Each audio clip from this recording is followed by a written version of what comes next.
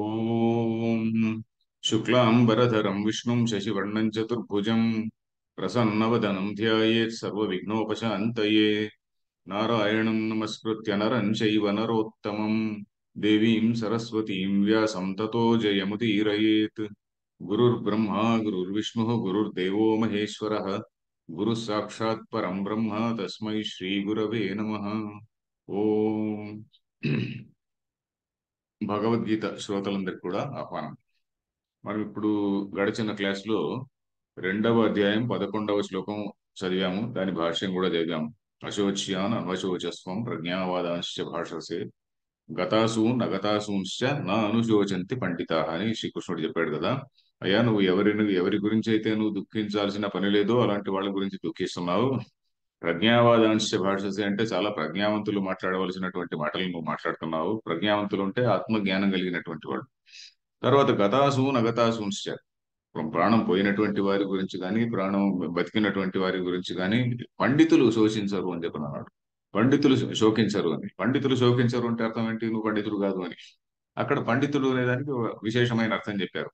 అది కూడా బృహదారణ్యకోపనిషత్తు వాక్యాన్ని బట్టి అర్థం చెప్పారు. ఏమిటి? పండ అంటే ఆత్మజ్ఞానం అని. పాండిత్యం నిర్విద్య బాల్యేన తిష్టాసేత్ అని దీనిలో ఒకటి ఉంది. ఏది? బృహదారణ్యకోపనిషత్తులో ఒక వాక్యం ఉన్నది. అంటే పాండిత్యము కొంచెం ఆత్మజ్ఞానాన్ని పొందిన తర్వాత వాడు ఆ ఆత్మ జ్ఞాన బలంలో ఉండాలి అని చెప్పని అక్కడ జ్ఞాన బలం, ఆ బలంలో ఉండాలి అని చెప్పని. ఆ జ్ఞాన బలంలో ఉండాలి అంటే అర్థం ఏంటి? ఎట్టి పరిస్థితుల్లోనూ ఇంక మళ్ళీ అతన్ని ఈ కెనాట్ బి కన్ఫ్యూజ్డ్.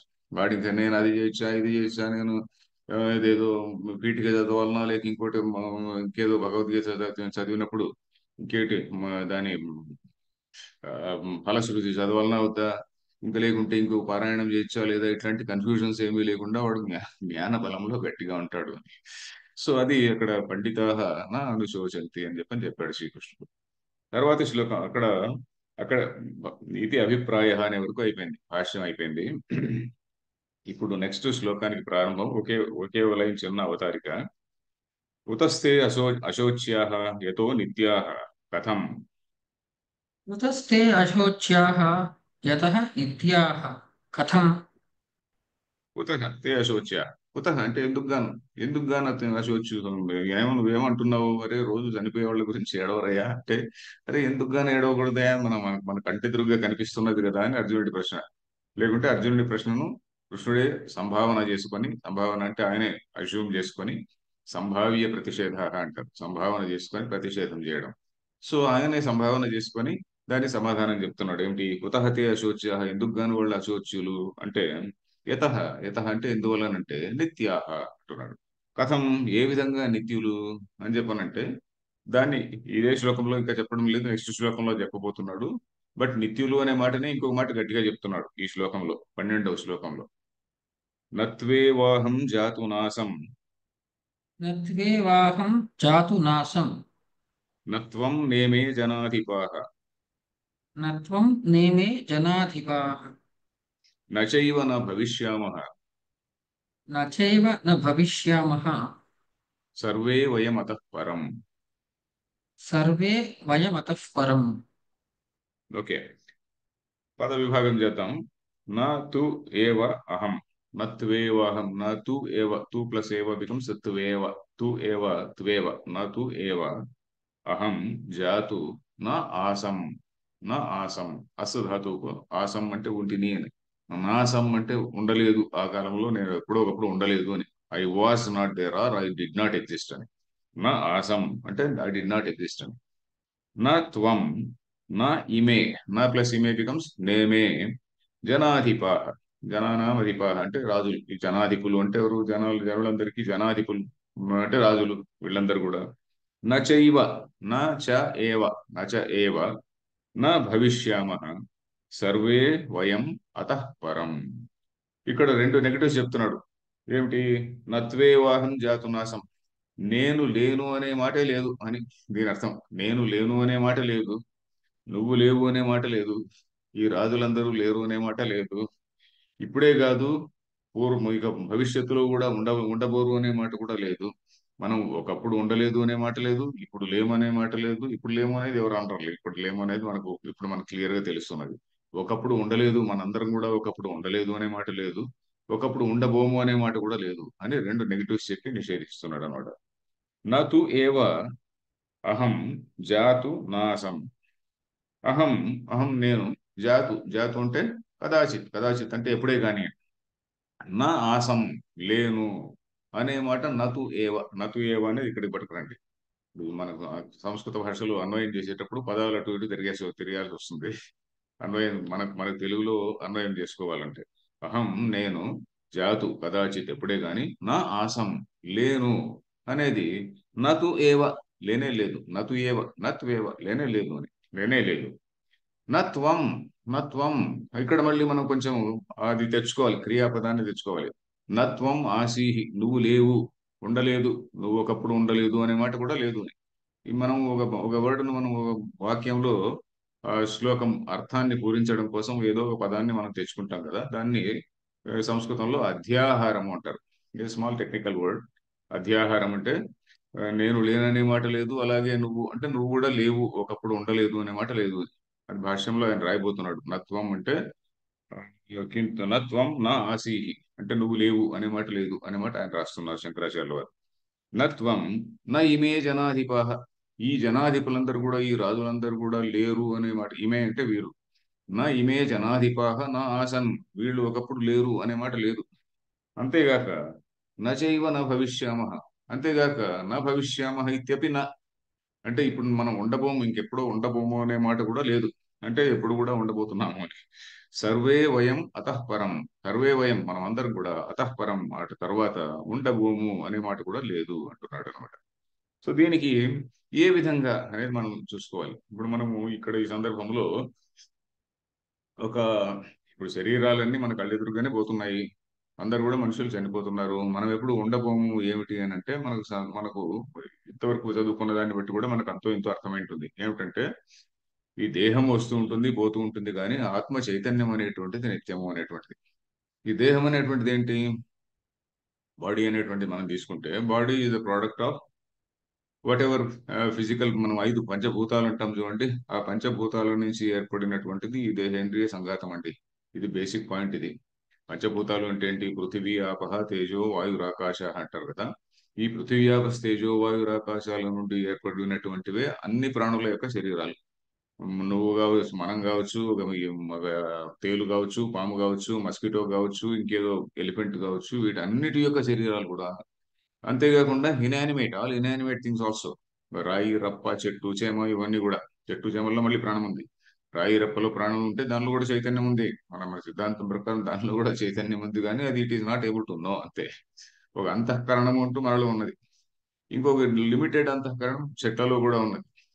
సో ఇది ఎనివే, ఈ దేహం అనేటువంటిది ఎలా ఏర్పడింది అంటే మనకు ముందు ముందు చూడబోతున్నాము. చాలా బ్రీఫ్ గా ఇప్పుడు చెప్పాలంటే, ఇప్పుడు 5 పంచమహాభూతాలు అన్నాం కదా. దానిలో దానిలో మళ్ళీ సటిల్, మొట్టమొదట ఈ పంచమహాభూతాలన్నీ కూడా ఒక సటిల్ ఫామ్ లో మాత్రమే ఉన్నాయని. ఆ పంచమహాభూతాలు సటిల్ ఫామ్ అంటే దేనికి అవి వేరు వేరుగా. సటిల్ ఫామ్ అంటే కంటి కనపడకుండా. సటిల్ అనే దానికి అర్థం ఏంటి? సూక్ష్మం అనే పదానికి అర్థం ఏం చెప్పుకున్నాము? అవ్యక్తం, కంటికి కనపడనటువంటి స్థితి. కంటికి అంటే ఒట్టి కంటికే కాకుండా మనం ఇంద్రియాలకు తెలియనటువంటి స్థితి అని. సో అవ్యక్త స్థితిలో మొట్టమొదటి, అవ్యక్త స్థితి అనేది కూడా అన్నమాట అనకూడదు, సూక్ష్మ స్థితిలో ఉండేవి.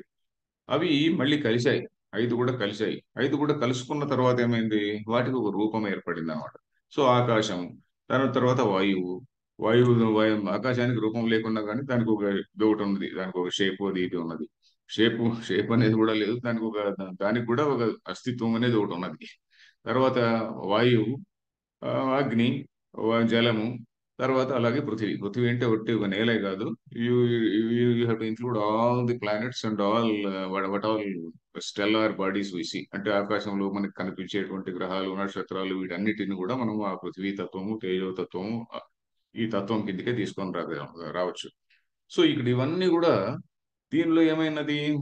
దీనిలో ఈ చైతన్యం అనేటువంటి ప్రవేశించి, చైతన్యం అనేది ప్రవేశించింది అని కూడా చెప్పొచ్చు. ఎందుకంటే తత్ సృష్ట్వా తదేవ అనుప్రావిశత్ అని కూడా వేదమంత్రం ఒకటి ఉన్నది.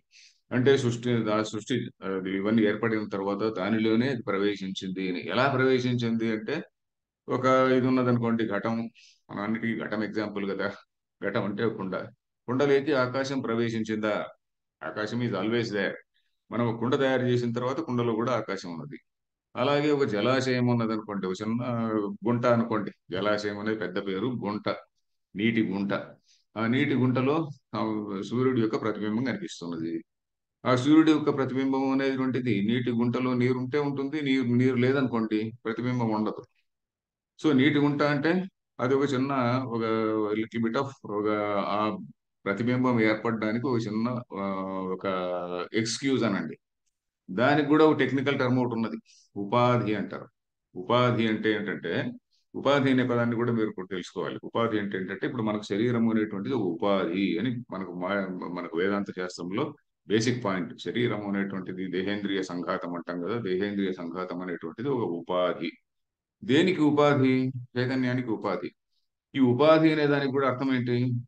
అది ఈ ఉపాధి అనే పదం మనకు పతంజలి యోగ సూత్రాల్లో కూడా వస్తుంది, వేదాంత శాస్త్రంలో అన్ని చోట్ల వస్తూ ఉంటుంది.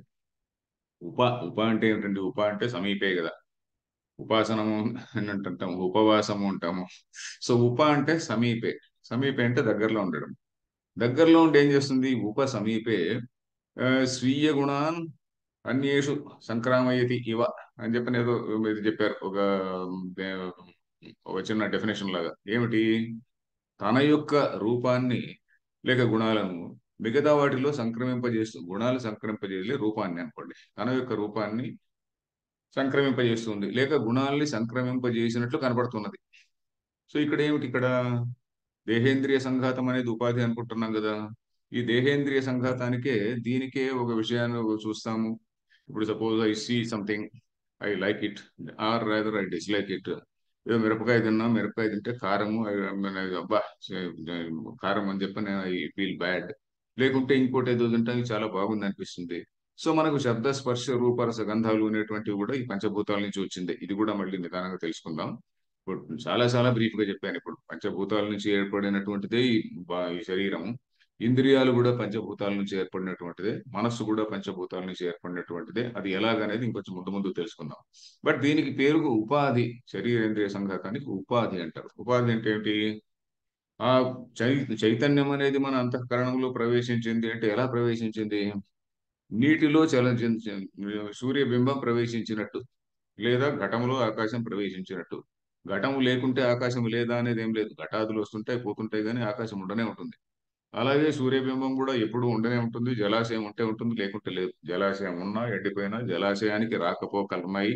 ఈ కుండకు రాకపోకలు ఉన్నాయి, కానీ చైతన్యానికి రాకపోకలు, ఆకాశానికి రాకపోకలు లేవు. రాకపోకలు లేవు. అలాగే ఆ, చైతన్యానికి కూడా రాకపోకలు లేవు. సూర్యబింబానికి రాకపోకలు లేవు. సూర్యబింబం అనేది ఎప్పుడు ఉంటుంది అని అంటే దీనికి కంపేర్ టు దిస్. సో ఈ విధంగా ఏదో క్వశ్చన్, ఉపాధి డెఫినేషన్ ఒకసారి రిపీట్ చేయాలి. ఓకే. ఉప సమీపే స్థిత్వా రాసుకోవచ్చు మీరు. ఉప సమీపే స్థిత్వా స్వీయం రూపం, స్వీయం రూపం, స్వీయం రూపం అన్యత్ర ఆదధాతి అని. స్వీయం రూపం అన్యత్ర ఆదధాతి. ఆదధాతి అంటే అక్కడ సంక్రమింపజేస్తుంది, దానిలో ఉండేట్టు చేస్తుంది. స్టాండర్డ్ ఉదాహరణ ఏమిస్తారంటే, ఉప సమీపే స్థిత్వా స్వీయం రూపం, తన రూపాన్ని అన్యత్ర ఆదధాతి, లేకుంటే అన్యస్మిన్ ఆదధాతి అని. దీనికి ఒక స్టాండర్డ్ ఎగ్జాంపుల్ ఏమిస్తారంటే, ఒక స్ఫటికం తీసుకుంటారు, ఒక క్రిస్టల్. ఇప్పుడు స్ఫటికం అంటే మనకు తెలియదు, క్రిస్టల్. ఒక క్రిస్టల్ గ్లాస్ తీసుకోండి, ప్యూర్ క్రిస్టల్. దాని పక్కన ఒక రెడ్ ఫ్లవర్ పెట్టారనుకోండి, పక్కనే రెడ్ ఫ్లవర్ పెడితే ఏమవుతుంది? ఆ క్రిస్టల్ కూడా రెడ్ గా కనిపిస్తుంది. ఆ రెడ్ ఫ్లవర్ తీసేసి ఇంకొక బ్లూ ఫ్లవర్ పెట్టారనుకోండి, ఆ బ్లూ ఫ్లవర్ వల్ల ఏమవుతుంది? అది అక్కడ క్రిస్టల్ కూడా బ్లూగా కనిపిస్తుంటుంది. సో ఇప్పుడు ఉపాధి ఏమిటి ఇక్కడ? ఈ ఫ్లవర్ అనేటువంటిది ఉపాధి. ఈ ఫ్లవర్ ఉండడం వల్ల దీని గుణాలు ఇంకొక దానిలో సంక్రమించినాయా అన్నట్టుగా కనిపిస్తుంది. సో ఇక్కడ మనకి ఇక్కడ ఏమి ఇక్కడ ప్రాబ్లం ఏంటి? మన శరీరానికి శరీరేంద్రియ సంఘాతంతో ఎలా సంబంధం ఉంటే, శరీరేంద్రియ సంఘాతానికి సుఖ దుఃఖాలు ఉన్నాయి.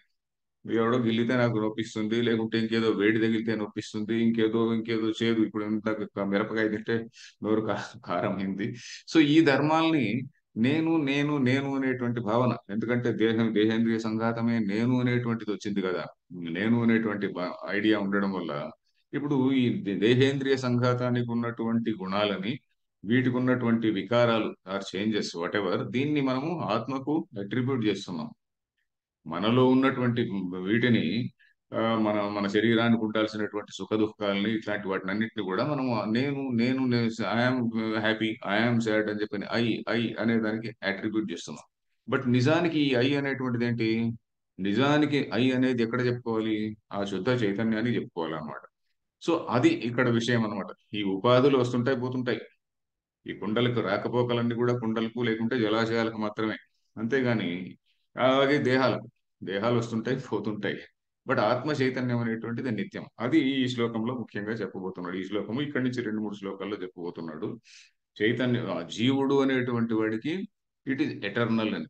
జీవ అనేటువంటిది జీవుని సృష్టి ఎక్కడా చెప్పలేదు. జీవుడి సృష్టి అంటే జీవుడు సృష్టిస్తున్నాడు, సృష్టింపబడుతున్నాడు, మరణింపబడుతున్నాడు అని కాదు. దేహేంద్రియ సంఘాతాలు సృష్టింపబడుతున్నాయి. దానిలో ఆ ఎలాగైతే సూర్యబింబం జలాశయాల్లో అనేక వేలాది జలాశయాల్లో ఎలాగైతే ప్రతిబింబాన్ని ఇస్తుందో, అలాగే సూర్యబింబం కూడా, అలాగే చైతన్యం కూడా అన్ని అంతఃకరణాల్లో ప్రకాశిస్తూ ఉంటుంది. ఈ ఉపాధియే దానికి ఉన్నటువంటి లిమిటేషన్స్ ని బట్టి అది పుడుతూ ఉంటుంది, పెరుగుతూ ఉంటుంది, స్ట్రాంగ్ అవుతూ ఉంటుంది, మళ్ళీ వీక్ అవుతుంటుంది, చనిపోతూ ఉంటుంది. ఇవన్నీ కూడా భావ వికారాలు ఉంటారు. ఈ వికారాలన్నీ కూడా, వికారాలు ఉంటే చేంజెస్, ఈ వికారాలన్నీ కూడా ఈ ఉపాధికే ఉన్నాయి కానీ చైతన్యానికి లేవు. That is the point. ఇప్పుడు భాష్యం చూద్దాం. నతు ఏవ జాతు కదాచిత్ అహం నా ఆసం न तु एव जातु कदाचित् अहं नासम् కింటు ఆసం ఏవ किन्तु आसमेव అతీతేషు దేహోత్పత్తి వినాశేషు अतीतेषु देहोत्पत्तिविनाशेषु నిత్యమేవ అహం ఆసం ఇది అభిప్రాయః.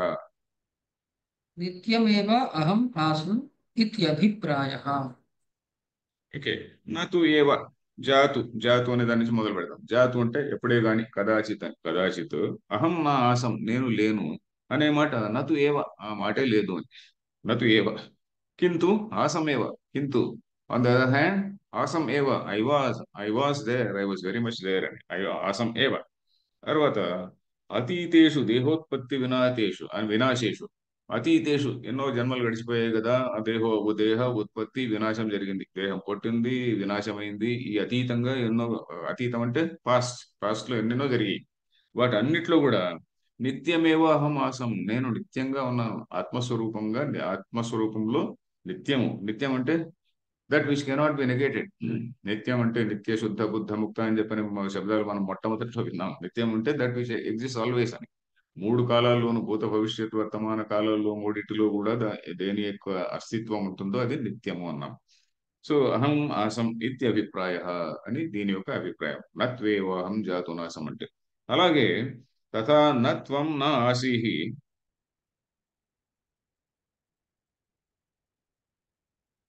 శ్రీనివాస్, తథా నత్వం నా ఆసీహి కింటూ ఆసీహి ఏవ. तथा न त्वं नासीः किन्तु आसीः एव। ఓకే.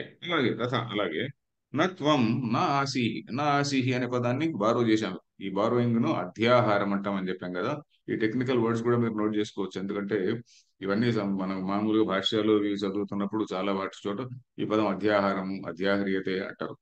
ఆ పదాన్ని అధ్యాహారం చేసుకోవాలంటే బారో చేసుకోవాలన్నమాట, టు ఫిల్ ద మీనింగ్.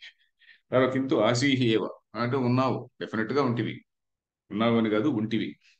తర్వాత తథా న ఇమే జనాధిపాః న ఆసన్ కింటూ ఆసన్ ఏవ.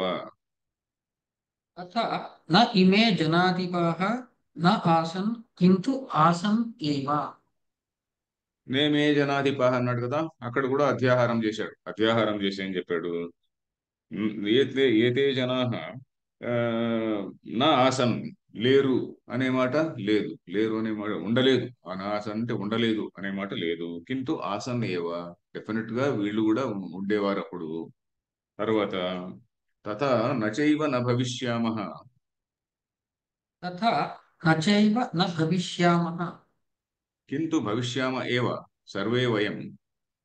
किन्तु भविष्याम एव सर्वे वयम्। అతః అస్మాత్ దేహ వినాశాత్ పరం ఉత్తరకాలే అపి अतः अस्मात् देहविनाशात् परम् उत्तरकाले अपि త్రిష్వపి కాలేషు నిత్యా ఆత్మస్వరూపేణ ఇత్యర్థః. त्रिष्वपि कालेषु नित्या आत्मस्वरूपेण इत्यर्थः। ఓకే. అలాగే నచ ఏవ న భవిష్యామః, ఒకప్పుడు ఉండలేదు అనే మాట లేదు. అలాగే ఇంకెప్పుడో ఉండబోము, ఫ్యూచర్ లో ఉండబోము అనే మాట కూడా లేదు. తథా నచ ఏవ న భవిష్యామః, మనం న భవిష్యామః అంటే ఉండబోము అనే మాట కూడా నచ, నచ ఇవ అంటే లేనే లేదు, ఆ మాట లేదు. కింటు భవిష్యామ ఏవ, డెఫినెట్లీ ఉంటాము. సర్వే వయం, మనం అందరం కూడా.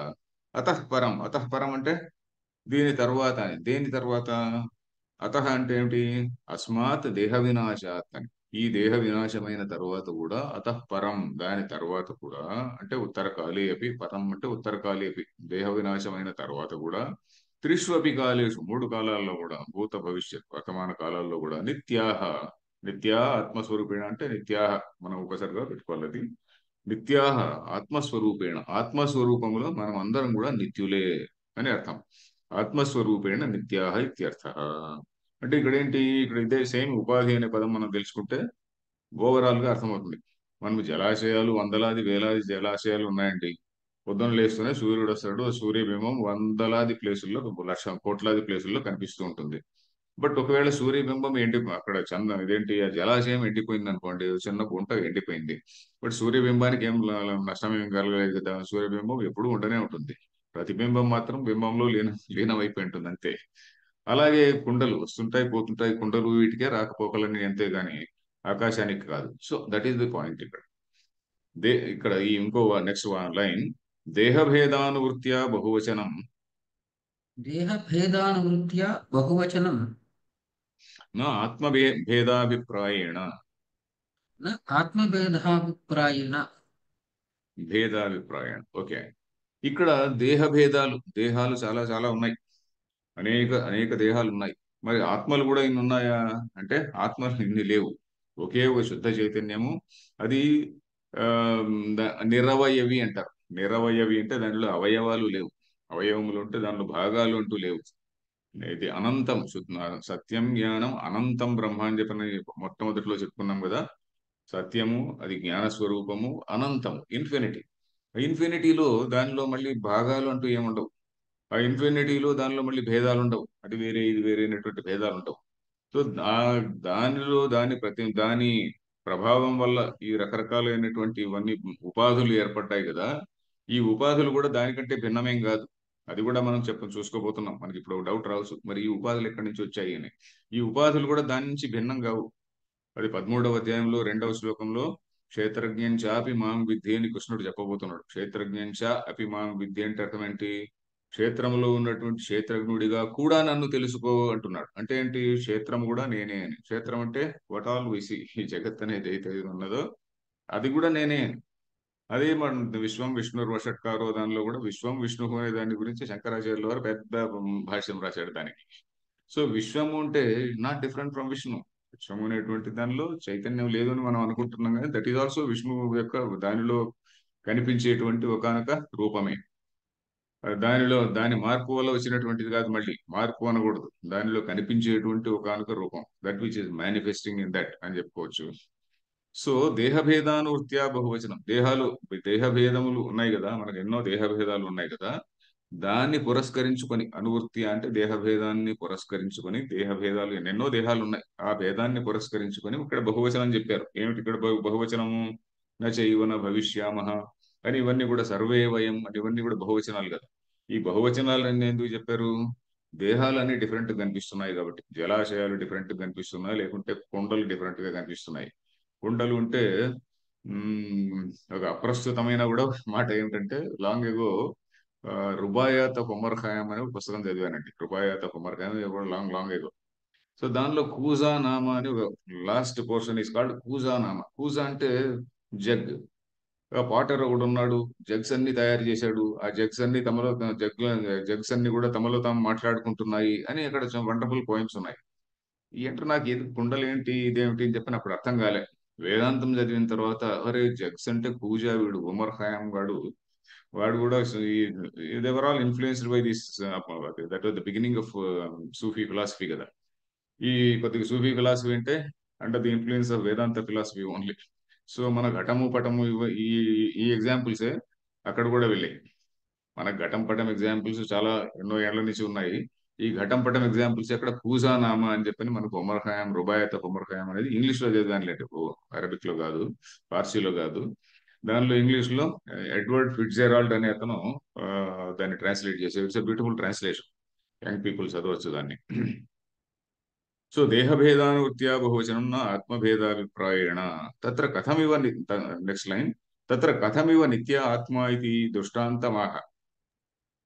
तत्र कथमिव नित्यः आत्मा इति दृष्टान्तमाह। దానికి ఒక దృష్టాంతం చెప్పబోతున్నాడు. దృష్టాంతం అంటే ఎగ్జాంపుల్. తత్ర కథమివ, ఏ విధంగా, ఏ విధంగా నిత్యమైనటువంటిది ఈ ఆత్మ అనే దాని గురించి ఇప్పుడు ఒక ఒక ఉదాహరణ చెప్పబోతున్నాడు.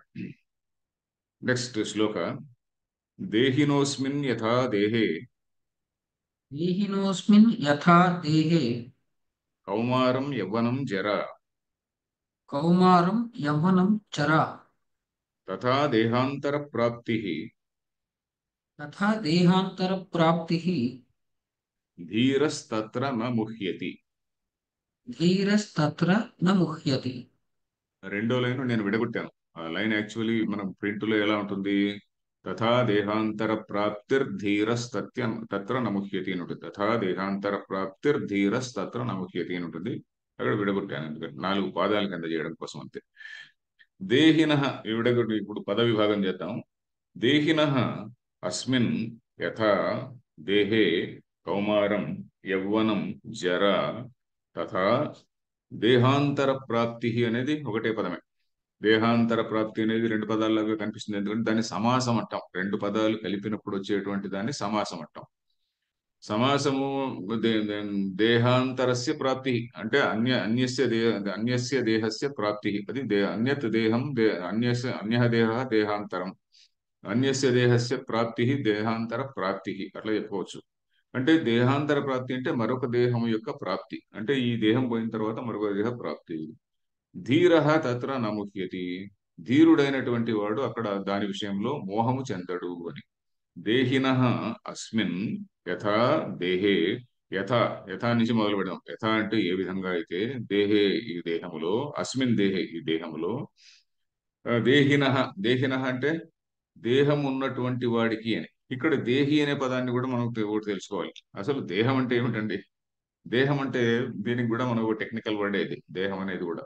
దేహం అంటే వీ నెవర్ డౌట్ ఇంగ్లీష్ లో బాడీ అనే దాని గురించి ఎవడు దాని ఉత్పత్తి అర్థాన్ని గురించి బాధరగాడు. ఇక్కడ దేహం అనేది ఏంటి? సంస్కృతంలో దిహ అనేటువంటి ధాతువు నుంచి ఏర్పడినటువంటి వర్డ్ ఇది. దేహం అనేటువంటిది. దిహ అంటే ఏమిటి?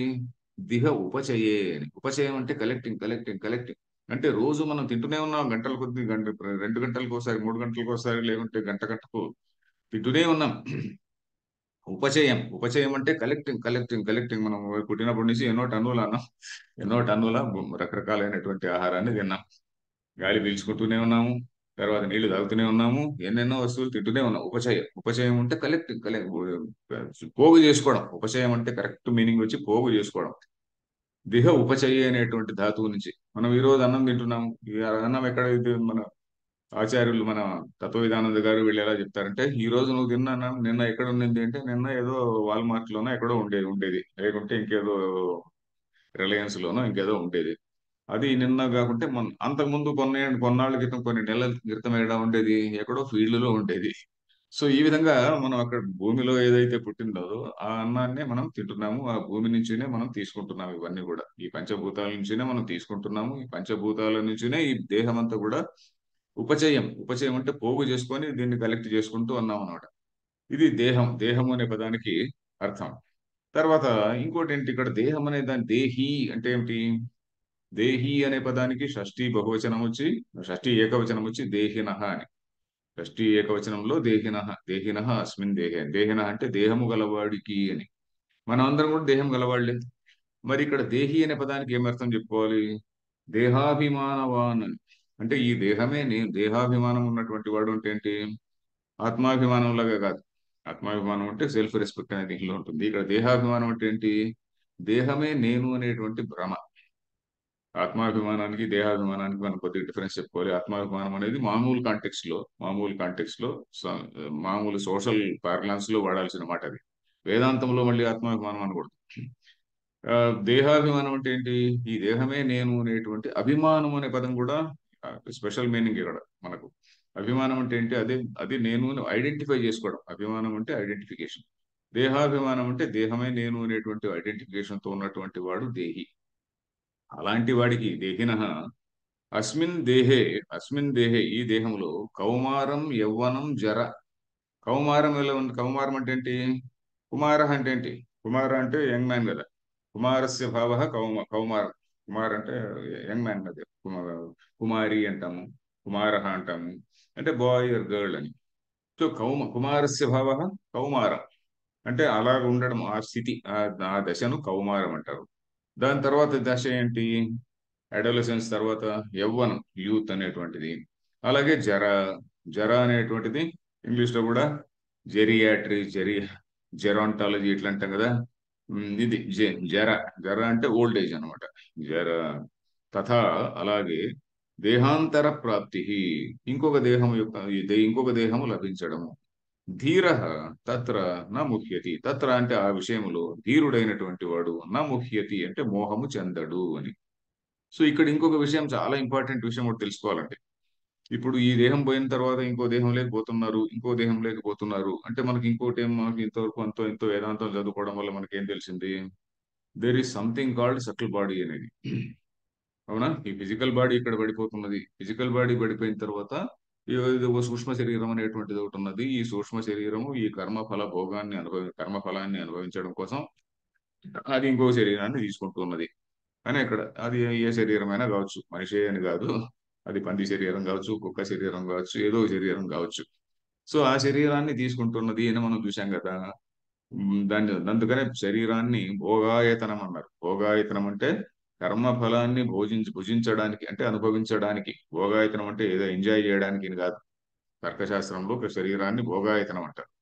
సరే, భోగాయతనం అంటే బాగా ఎంజాయ్ చేసుకొని ఉండడానికి, మందు కొట్టు ఇంకేదో చేసుకొని ఉండడానికి ఇది కాదు. భోగం అంటే కర్మ ఫలాన్ని అనుభవించడం. దానికి స్థానం కర్మ. భోగానికి ఆయతనం ఆ కర్మ ఫలాన్ని అనుభవించేటువంటి స్థానము అని చెప్పి అన్నారు. సో ఇది ఏంటిది? ఇక్కడ లింగ శరీరం ఇంకో శరీరాన్ని తీసుకుంటున్నది. దాని యొక్క కర్మ ఫలాన్ని బట్టి, కర్మలను బట్టి శరీరం వస్తుంది. సో అది కాదు ఇక్కడ విషయం. లింగ శరీరం ఒక బాడీ నుంచి ఇంకో బాడీకి పోతుంది, అక్కడి నుంచి ఇంకో బాడీకి పోతుంది, అక్కడి నుంచి ఇంకో బాడీకి పోతుంది. దీనికి నాశనం లేదు అనేది కాదు ఇక్కడ విషయం. ఎందుకు? లింగ శరీరానికి కూడా నాశనం ఉన్నది. ఎప్పుడు నాశనం ఉంటుంది? ఎప్పుడైతే వీడు ఆత్మజ్ఞానాన్ని పొందుతాడో, ఆత్మజ్ఞానాన్ని పొందిన వెంటనే లింగ శరీరం ఆటోమేటిక్ గా వెంటనే చనిపోదు. ఆత్మజ్ఞానం వచ్చిన వెంటనే ఒక మనిషి చనిపోడు. అది శరీరం కొన్నాళ్ళు వాడికి ప్రారంభ కర్మ పూర్తి అయ్యే వరకు ఉంటుంది. వాట్ ఎవర్ ప్రారంధ కర్మ అని ఉంటుంది కదా. ప్రారంధం అంటే ఏమిటి? ఈ జన్మను కలిగించడానికి ఒక ఒక గ్రూప్ ఆఫ్ కర్మలన్నీ కలిపి అది ఈ జన్మను ఆరంభించినాయి. ఆరంభము అనే దానికి ఒక అనే ఉపసర్గం చేరిస్తే ప్రారంభం అవుతుంది. ఆరబ్ధము అంటే దట్ విచ్ హాస్ బిగన్ అని. అనే దానికి ఒక అనే ఉపసర్గ చేరిస్తే ప్రారంధం అవుతుంది, అంతే, ఇంకేం లేదు. ప్రారంధము, ఆరంభము, ప్రారంభము. సో ఆరబ్ధ అంటే ఆరబ్ధ ఈ సేమ్ యాజ్ ప్రారబ్ధ. ప్రారబ్ధ కర్మ అంటే ఏంటి? కొన్ని కర్మలు కలిసి they have resulted in this particular జన్మ. సో అది కొంచెం అది ఉన్నంత కాలం అది ఎట్లుంటుంది. బట్ మీన్ వైల్ జ్ఞాని will not suddenly die immediately. మన వాడి ఆత్మజ్ఞానం కలిగిన వెంటనే చచ్చిపోడు. దీన్ని ఏ విధంగా పోల్చారంటే, ఒక బాణం వదులుతాం మనం, విల్లులో నుంచి ఒక బాణం వదులుతాం. వదిలిన తర్వాత వెళ్ళిన తర్వాత అది ఎంత దూరం పోతుంది? దాని మొమెంటం ఉన్నంత కాలము కొంచెం ముందుకు పోతుంది. తర్వాత గ్రావిటేషనల్ పుల్ తో అది కిందికి వెళ్ళిపోయి కింద పడిపోతుంది. సో ఆ విధంగా దానిలో ఈ ముక్తేషువత్ అంటారు. ముక్తేషువత్ అంటే ముక్త ఇషు. ఇషు అంటే బాణం. ముక్తేషువత్ అంటే ఒక బాణం, వదిలినటువంటి బాణము ఆ స్పీడ్ ఎంత వరకు ఉంటుందో, వెలాసిటీ ఎంత ఉంటుందో అంత దూరం అలా పోతుంది, మెల్లిమెల్లిగా కింద పడిపోతుంది. సో ఆ విధంగా అది తిరుగుతుంది. అది మీ ఇంకొక ఎగ్జాంపుల్ కూడా ఇచ్చారు. కులాల చక్ర న్యాయేన అన్నారు. కుమ్మరివాడు కుండ. మనకి ఇప్పుడు ఎవరికి తెలియదులే. మేము చిన్నప్పుడు చూసాము. కుమ్మరి వాళ్ళని చూసాము. కుండలు ఎలా చేస్తారో చూసాము. పల్లెల్లో పెరిగినప్పుడు ఆ కుండ తిప్పుతుంటాడు అనమాట. మనం ఒక సినిమా చూడాలంటే అదేదో మనం సినిమా చూడొచ్చు. ఆ, కథానాయక మొల్ల సినిమా చూస్తే దానిలో కనిపిస్తుంది మనకు. కుమ్మరి చక్రం చూడాలనుకుంటే ఆ కుమ్మరి చక్రం తిప్పుతుంటాడు. ఆ కుమ్మరి చక్రాన్ని తిప్పి తిప్పి దానిపైన దాన్ని అంతా షేప్ చేస్తుంటాడు, ఏది కుండను షేప్ చేసిన తర్వాత, కుండ షేప్ వచ్చిన తర్వాత దాన్ని బయటికి తీస్తాడు అనమాట. తీసిన తర్వాత చక్రం తిరుగుతూనే ఉంటుంది. అంటే అంతకుముందు వాడు తిప్పింటాడు, బాగా తిప్పింటాడు, తిప్పినప్పుడు ఆ కుండ నువ్వు షేప్ కు తెస్తాడు. తెచ్చిన తర్వాత కుండ కుండను తీసి పక్కన పెట్టినప్పుడు కులాల చక్రం ఇంకా తిరుగుతూనే ఉంటుంది. ఎంతసేపు తిరుగుతుంది? ఆ momentum till it becomes zero. మెల్లిగా తిరిగి తిరిగి తిరిగి తిరిగి అయిపోతుంది, పడిపోతుంది, ఆగిపోతుంది. అలాగే ఈ ఆత్మజ్ఞాని యొక్క బాడీ కూడా ఎలా ఉంటుంది? ఆ ప్రారంభ కర్మ పూర్తి అయ్యే వరకు కూడా ఆ వదిలిన బాణం లాగా లేక కులాల చక్రములాగా, కులాలు అంటే కుమ్మరివాడి చక్రంలాగా ఆ మొమెంటం ఉన్నంత కాలం ఉండి ఆ తర్వాత కలిసిపోతుంది. After that what happens to లింగ శరీరం? లింగ శరీరం ఎక్కడ పోతుంది అంటే పంచభూతాల్లో కలిసిపోతుంది అని చెప్పారు. సో లింగదేహానికి కూడా నాశనం ఉంది. లింగదేహం it is not as though it is permanent. కాబట్టి ఈ శ్లోకాలన్నీ కూడా ఒక దేహం నుంచి ఇంకొక దేహానికి లింగదేహం పోతున్నది, అక్కడి నుంచి ఇంకో చోటికి పోతున్నది, కాబట్టి ప్రాణం శోకించవద్దు అని కాదు. అర్థం అది కాదు. ఈ లింగదేహం అనే దానికి కూడా నాశనం ఉంటుంది.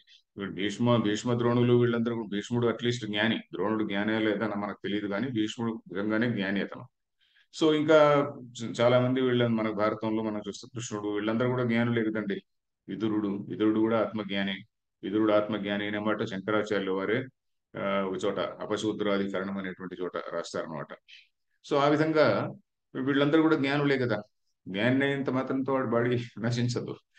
సో ఇక్కడ విషయం ఏంటంటే ఓ లింగ శరీరం ఒక బాడీ నుంచి ఇంకో శరీరానికి వెళ్ళడం అనేటువంటిది విషయం కాదు. ఆత్మ చైతన్యం అనేటువంటిది it is there present everywhere అనేటువంటిది ఇక్కడ విషయం. చైతన్య రూపంలో మన అందరం కూడా నేను అని ఏదైతే అనుకుంటున్నామో ఆ నేను అనేటువంటిది అక్కడ చైతన్యం అనేటువంటి భావనలో ఉండాలి, కానీ ఈ శరీరేంద్రియ సంఘాతం పైన ఉండకూడదు అనేటువంటి ఇక్కడ విషయం. సో దేహినోస్మిన్ యథా దేహే కౌమారం యవ్వనం జర తథా దేహాంతర ప్రాప్తి ధీర తత్ర నముఖ్యతి. ధీర అనే పదానికి కూడా వేరే అర్థం చెప్పబోతున్నాడు ఇక్కడ దీనిలో చెప్పారా? ధీర ధీమాన్. సరే భాష్యం చదువుతాము. దేహ అస్యాస్తి ఇతి దేహి. దేహः శ్రీనివాస్. అస్య అస్తి ఇతి దేహి తస్య దేహినః దేహవద్ ఆత్మనః తస్య దేహినः దేహవదాత్మనः అస్మిన్ వర్తమానే దేహే అస్మిన్ వర్తమానే దేహే యథా ఏన ప్రకారేణ కౌమారం కుమారభావః బాల్యావస్థ, యథా येन ప్రకారేణ కౌమారం కుమారభావः బాల్యావస్థా యౌవనం యూనోభావో మధ్యమావస్థ, యవ్వనం యూనోభావో మధ్యమావస్థా జరా వయోహాని జీర్ణావస్థ, జరా వయోహానిః జీర్ణావస్థా ఇత్యేతాః తిస్రః అవస్థా అన్యోన్య విలక్షణాః. ఇత్యేతాః తిస్రः అవస్థాः అన్యోన్య విలక్షణాः. ఇక్కడ అర్థం దేహ అస్య అస్తి ఇది దేహి. దేహి అనే పదానికి అర్థం ఏంటి? దేహం ఉన్నటువంటి వాడు దేహి, ధనం ఉన్నటువంటి వాడు ధని, బలం ఉన్నటువంటి వాడు బలి అన్నట్టుగా దేహ అస్య అస్తి ఇది దేహి. అంటే వీడి దేహం, వాడికి దేహం ఉన్నది అంటే దేహాభిమానం కూడా ఉన్నది వీడికి, భావన కూడా ఉన్నది వీడికి. ఉం? దేహ అస్య అస్తి ఇది దేహి. తస్య దేహినః, అట్లాంటి వాడి తస్య అంటే షష్ఠీ ఏకవచనంలో దేహినః, అతనికి దేహవద్ ఆత్మనః అంటే దేహము కలిగి ఉన్నటువంటి ఆత్మకు అని. దేహం కలిగి ఉన్న ఆత్మ అంటే ఏమిటి? దేహములో ప్రకాశిస్తున్నటువంటి ఆత్మ, దేహములో ఆ అంతఃకరణంలో ప్రకాశిస్తున్నటువంటి ఆత్మ. అస్మిన్ వర్తమానే దేహే, అస్మిన్ అంటే ఈ దేహములో, వర్తమాన దేహంలో ఎలాగైతే ఏన ప్రకారేణ, యథ అంటే ఏన ప్రకారేణ ఏ విధంగా అయితే, కౌమారం అంటే కుమార భావ అంటే బాల్యావస్థ, ఆ బాల్యావస్థ అనేది మనకు తెలుగులో ఈ పదం కూడా తెలుసు. యవ్వనం అనే పదం తెలుసు. యవ్వనం అంటే యూనో భావ మధ్యమావస్థ. యూన యూనః అంటే ఏంటి? యూత్ అని అంటాం చూడండి, అది మన సంస్కృతంలో మళ్ళీ యూనః అని. యూనో భావ అంటే యవ్వన భావము, అది మధ్యమావస్థ. దాని తర్వాత జర అంటే వార్ధక్యం. వయోహాని, వయోహాని అంటే వయస్సు వయస్సు తగ్గిపోతుండడము, తర్వాత క్షీణిస్తుండడము, లేక శరీరం కూడా క్షీణిస్తుండడము అనేటువంటిది, అది జీర్ణావస్థ. జీర్ణావస్థ అంటే ఏదైతే ఎనీథింగ్ అని ఒక ఫ్రూట్ ఎలాగైతే ఎండిపోతూ ఉంటుందో అలాగే శరీరం కూడా అలా ఎండిపోతూ ఉంటుంది. ఇది ఏతాహ ఇది ఏతాహ తిస్రః అవస్థాః. ఏతాహ అవస్థాః తిస్రః అవస్థాః అంటే తిస్రః అంటే స్త్రీలింగం కదా ఇది, అందుకని తిస్రః. త్రయః అంటే పుంలింగం. తిస్రః అవస్థాః ఈ మూడు అవస్థలు అంటే స్టేజెస్. అవస్థ అంటే ఏదో కష్టం అని కాదండి. మనం తెలుగులో అవస్థ అంటే బా ఏంట్రా అవస్థ అంటుంటాం. అవస్థ అంటే ఒక స్టేట్ అనమాట. ఒక స్టేట్ ఆఫ్ ఎగ్జిస్టెన్స్ అనుకోండి. తిస్రః అవస్థ, there are three states. One is బాల్యం, చైల్డ్హుడ్ ఆర్ బాయ్హుడ్. దాని తర్వాత మళ్ళీ youth and then old age అనేటువంటి మూడే చెప్పారులేండి ఇక్కడ. అవస్థాః అన్యోన్య విలక్షణాః అంటే ఒకదానికంటే ఒకటి విలక్షణమైనటువంటి. ఇది ఒకటి సెపరేటే, అది సెపరేటే, అది సెపరేటే. But at the same time ఈ మూడింటిలో ఉన్నటువంటి చైతన్యం అనేటువంటిది ఒకటే. బాల్యావస్థలో ఉన్న చైతన్యం ఒకటే. దీనికి ఉదాహరణ మనకు వేదాంత పంచదశి మొట్టమొదటి శ్లోకాలు 5, 6 చదివితే దానిలో చాలా చాలా క్లియర్ గా చెప్పారు. చైతన్యం అనేటువంటిది ఎందుకు గాని అది ఎటర్నల్ అనే పాయింట్ ను చాలా గొప్పగా చెప్పారు ఆ పంచదశి శ్లోకాల్లో. మీరు చూసుకోవచ్చు కావాలంటే. సో ఈ అన్యోన్య విలక్షణ వీటన్నిటిలో ఈ స్టేజెస్ అన్ని వేరు వేరుగా ఉన్నప్పటికీ కూడా చైతన్యం అనేటువంటిది మాత్రం ఒకటే చైతన్యం వీటన్నిటిలో కూడా అని. తర్వాత తాసాం ప్రథమావస్థ నాశే నా నాశ. तासां प्रथमावस्था नाशेन नाशः। నాశే నా నాశ. नाशे न नाशः। ద్వితీయావస్థోపజననే న ఉపజననం ఆత్మనః. द्वितीयावस्थोपजनने न उपजननम्। న ఉపజననం ఆత్మనః. కిం తర్హి किं तर्हि? అవిక్రియస్యైవ ద్వితీయ తృతీయావస్థా ప్రాప్తిః ఆత్మనో దృష్టా. अविक्रियस्य एव द्वितीया तृतीयावस्था प्राप्तिः आत्मनः దృష్టా. दृष्टा। ఓకే. తాసాం వాటిలో ప్రథమావస్థానాశే నా నాశ. ఈ చైతన్యం అనేటువంటిది ఏదైతే ఉన్నదో, లేక తెలివి, లేక మనం కాన్షియస్నెస్ లేక అంటున్నాము. ఇప్పుడు కాన్షియస్నెస్ స్టడీస్ అనేది ఇప్పుడు మిగతా దేశాల్లో కూడా చాలా అది చాలా ఇన్ థింగ్ అయిపోయింది అనమాట. అది చాలా పాపులర్ సబ్జెక్ట్ అయిపోయింది. సో కాన్షియస్నెస్ స్టడీస్ అంటే మనకి చాలా చాలా ఆర్టికల్స్ వస్తుంటాయి. సో తాసాం ప్రథమావస్థ అనేది అక్కడ కూడా ఇష్యూ ఇదే. కాన్షియస్నెస్ అనేది మ్యాటర్ లో నుంచి వచ్చిందా, లేక మ్యాటర్ ప్రైమరీనా, కాన్షియస్నెస్ ప్రైమరీ అనేది అక్కడ కూడా ఇష్యూని. ప్రథమావస్థ నాశే ఈ బాల్యము అనేటువంటిది నశించినప్పుడు నా నాశ ఈ చైతన్యానికి నాశనం లేదు. చైతన్యానికి బాల్యావస్థలో ఉన్న చైతన్యము ఒకటే, వారు యవనంలో ఉన్నటువంటి చైతన్యము ఒకటే. నా నాశ ద్వితీయావస్థ ఉపజనని. ద్వితీయావస్థోపజనని అంటే ద్వితీయావస్థ ప్లస్ ఉపజననం. ఉపజననం అంటే ప్రారంభం, పుట్టిన తర్వాత అని. ఆ రెండవ అవస్థ వచ్చిన తర్వాత నా ఉపజననం. ద్వితీయ యవ్వనం వచ్చిన తర్వాత ఈ కాన్షియస్నెస్ కు మళ్ళీ ఇంకేదో కొత్త పుట్టుక వచ్చిందా అంటే లేదు. అలాగే కిం తర్హి మరి ఏమిటి, మరి ఎలాగ కిం తర్హి అంటే మరి ఏమిటి, దీని సంగతి ఏమిటి? అవిక్రియస్యైవ ద్వితీయ తృతీయావస్థ ప్రాప్తి. అవిక్రియస్య ఏవ ఆత్మనః అని. అవిక్రియస్య ఏవ ఆత్మనః అంటే అవిక్రియము అంటే ఏమిటి? ఎలాంటి వికారము కూడా లేనటువంటి ఈ ఆత్మ చైతన్యమే ఈ రెండవ అవస్థలోనూ ఉంది, మూడవ అవస్థలోనూ ఉంది. ఆత్మనః దృష్ట. అవిక్రియం. వికారం అనే పదాన్ని గురించి చెప్పాను. మన తెలుగులో వికారం ఉంటే అగ్లినెస్ అనే అర్థం ఉంది కదా. వికారం ఉంటే చేంజ్ అని, మోడిఫికేషన్ అని. సో మన పాలు పెరుగుగా మారుతుంది, అది ఒక వికారము. సో ఆ విధంగా. సో అవిక్రియస్యైవ ద్వితీయ తృతీయావస్థ ప్రాప్తి. అవిక్రియస్య ఏవ ఆత్మన ఈ ఎలాంటి మార్పు లేనటువంటి చైతన్యానికే రెండవ స్థాయి, మూడవ స్థాయి ఇవన్నీ కూడా వచ్చాయి. అలాగే తథా తద్వత్. నెక్స్ట్ లైన్ తథా తద్వత్ తద్వదేవ. तथा तद्वदेव దేహాద్ అన్యః దేహాంతరం తస్య ప్రాప్తి దేహాంతర ప్రాప్తి. देहात् अन्यः देहान्तरं तस्य प्राप्तिः देहान्तरप्राप्तिः। అవిక్రియస్యైవ ఆత్మనః ఇత్యర్థః. अविक्रियस्यैव आत्मनः इत्यर्थः। ఓకే. తథా తద్వదేవ. తథా అంటే అలాగే. దేహాదన్యః దేహాంతరం. గ్రామాదంతరం గ్రామాంతరం. వాడు గ్రామాంతరానికి వెళ్ళాడంట అంటే అన్యత్ గ్రామాంతరం. సో ఇక్కడ దేహాద్ అన్యః దేహాంతరం. దేహం అనేటువంటి పుంలింగం కదా, అందుకని పుంలింగంలో వాడాము ఇక్కడ. దేహాద్ అన్యః దేహాంతరం. ఒక దేహం కంటే ఇంకొక దేహం దేహాంతరం అంటాం. గ్రామాత్ అన్యం అన్యత్ గ్రామం గ్రామాంతరం, ఇంకేదో సమాధానం దేశాదన్య దేశ దేశాంతరం, వాడు దేశాంతరం వెళ్ళాడు అంటుంటాం. ఆ విధంగా గ్రామాంతరము, దేహాంతర ప్రాప్తికి అంటే ఆ ఇంకొక ఒక దేహాన్ని వదిలి ఇంకో దేహం పోవడము. అవిక్రియస్య ఏవ ఆత్మనః ఇత్యర్థః, ఎలాంటి వికారము ఎలాంటి మార్పు లేనటువంటి ఆత్మ చైతన్యానికే ఇవన్నీ కూడా జరుగుతున్నట్టుగా మనం అట్రిబ్యూట్ చేస్తున్నాం. That is the point. మనం అట్రిబ్యూట్ చేస్తున్న దానికి ఏదో నిజంగా ప్రాప్తించింది అని కాదు, మనం అలా అట్రిబ్యూట్ చేస్తున్నాం. తర్వాత ఆత్మనః ప్రాప్తి ధీర ధీమాన్ తత్ర ఏవం సతి న ముహ్యతి న మోహం ఆపద్యతే.